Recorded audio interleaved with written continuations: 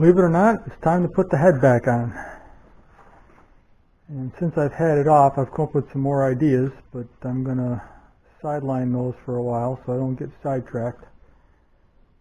But I'm putting the head on, and I just wanted to show my setup on how to do it. I'm using an engine crane, and I've got the adjustable cradle, I guess you call it, set up on it, so I can adjust the head side to side. I've got the angle pretty much adjusted to the angle of the engine. So this is not the head gasket I'm going to use. This is just an old spare that I had laying around. I'm putting it on there now for something to take the brunt of the head coming down that won't scratch the block or the head. And I'm putting a Comatech gasket on, but I want to make sure that I've got everything lined up before I slip this on. Now, one thing I've seen most people do are to put the ARP head studs in first, and then you got to drop the head over the top of the studs.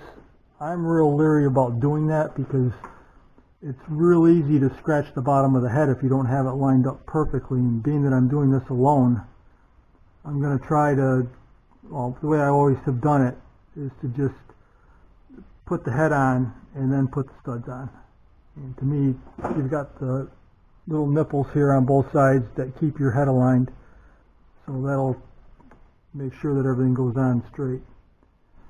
So that's the way I'm going to do it. I'm not going to show the process because I'll get sidetracked mentally and end up screwing something up. So it's going to be a long half hour or so to get it on. So I'm just trying to show the way I'm doing it, and hopefully it'll help others. Maybe you've heard about Comatech gaskets compared to the stock gaskets, like aftermarket gaskets and so on. This is a Felpro. So this is a Comatech, and as you can see, it's got multiple layers. And I've never had one before. I've always cheaped out and gone with the more standard ones. But I decided that I've replaced enough head gaskets over the years, and I know there's supposed to be the fuse to blow before the head cracks. But I plan on doing the micro squirt engine control. So I'm going to be able to tune this pretty well. And I figured, why not? I've heard that these are also reusable, although I've never done that. But maybe they are. We'll see. But to be honest, I don't plan on taking the head gasket off this engine again. So this is going to be on, but it's way heavier duty. This is a metallic gasket rather than some kind of a compressed gasket. So I'm going to slap that in, and hopefully it'll be the way to go. You can see that this is a 5-piece gasket riveted together. And I guess I should show you the part number.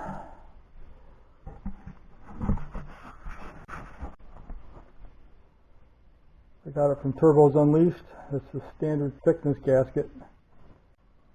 I was going to go to a thinner one for a little more compression, but decided that it wasn't worth the wait. And it's like a 3-month wait or something because they have to custom build these.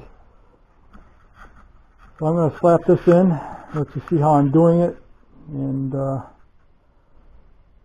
go from there.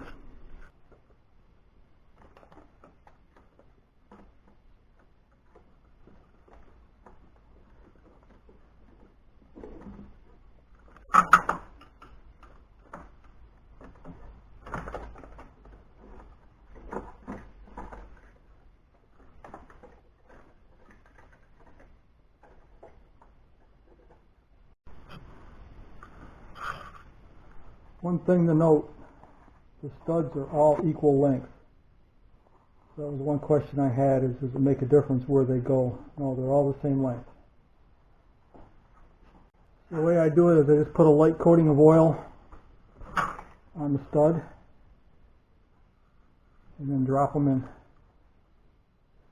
Keep in mind that one end's got an Allen wrench hole and the other end's flat.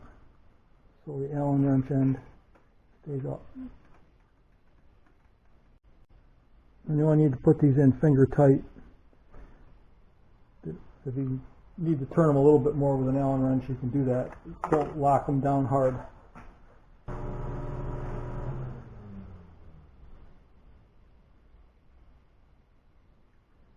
What I do is put a little bit of oil in the cap.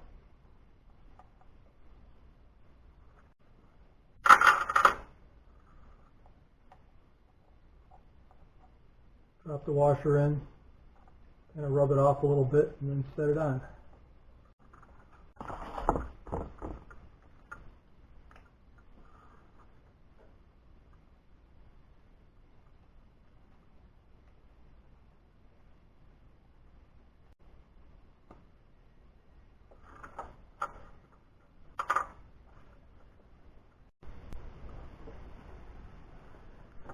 So at this point, I've got the nuts loosely on, but I've got not much tension on the head from above, but there is a little, because the weight of the turbo and the intake and exhaust manifolds would tend to rock this backwards.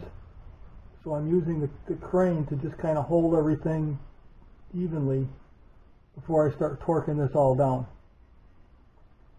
And once I get the second torque on there, then I'll start taking things off before I do the third torque. But that's just my caution, is don't let the weight of rock this head backwards until you get it fairly torqued on there, and then you can do it. Also, refilling the oil, I would dump it on the cam before you put the valve cover on. That way you get these parts lubed up so that the first time you turn them over, well, I'm going to spin to the pump anyways first, but you just want some oil up in there before you run things. And this is a good time if you've got to do any fuel injector work. You can see you've got good access to the fuel injectors, the NOx sensor. So anything you need to get at, now's a good time to do it if you have to get in there.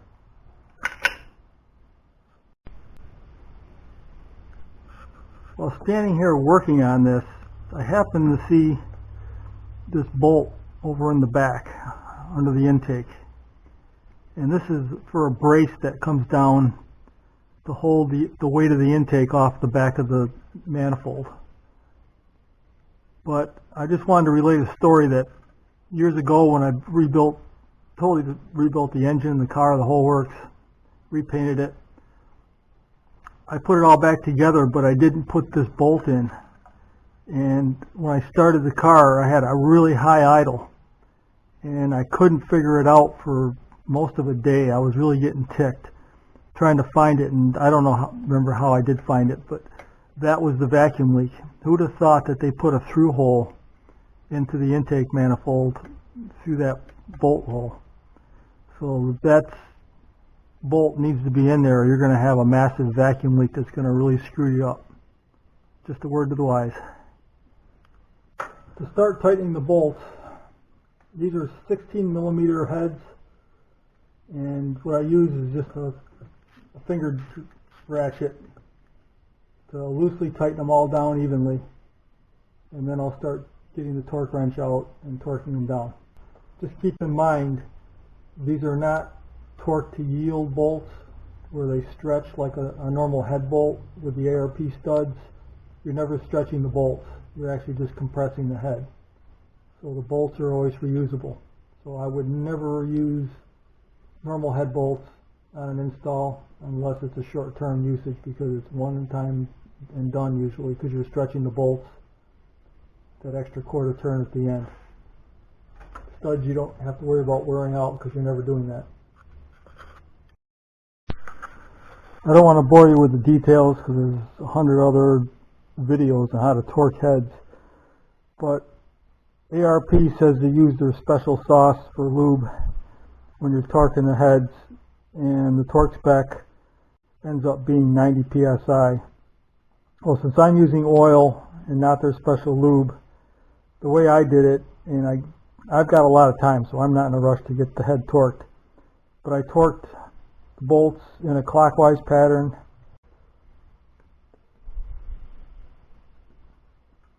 you know, like the factory would tell you to do.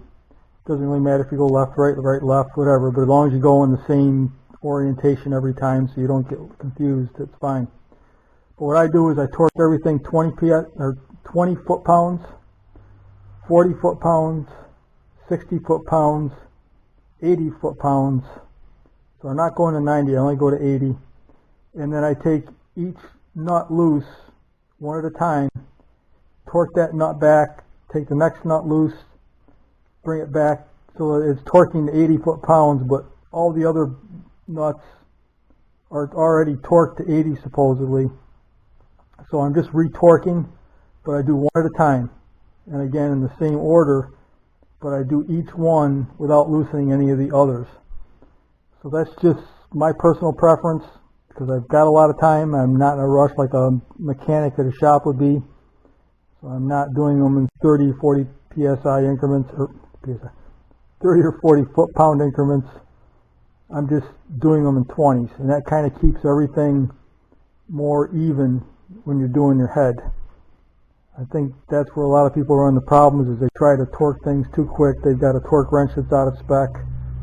I've got a digital torque head that I use on my wrench, so I verify that everything's correct, and hopefully I won't have any issues, but no guarantees on anything.